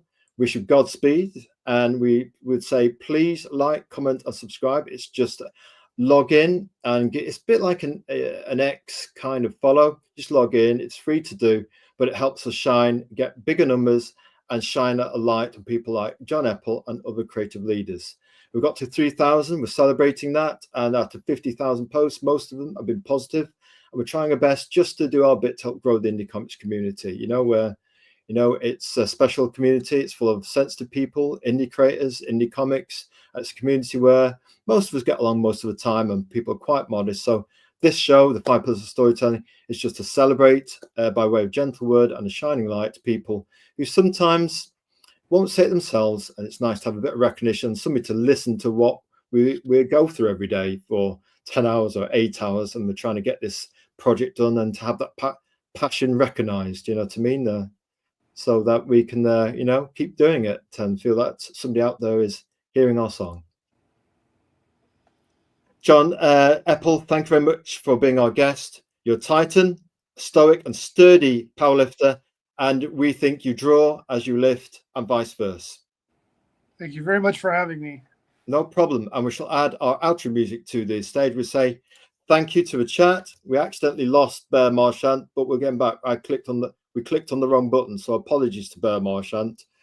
And thank you very much for coming along, and we shall see you soon. So don't worry, Bear Marchant. Hopefully we'll have you back.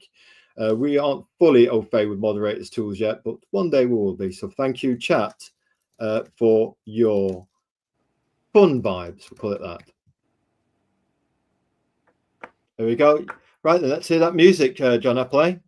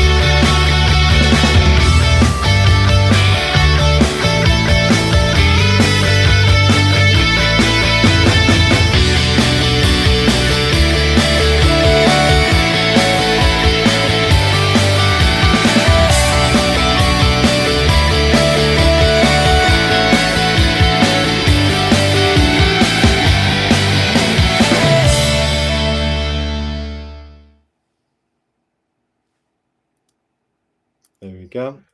Right then.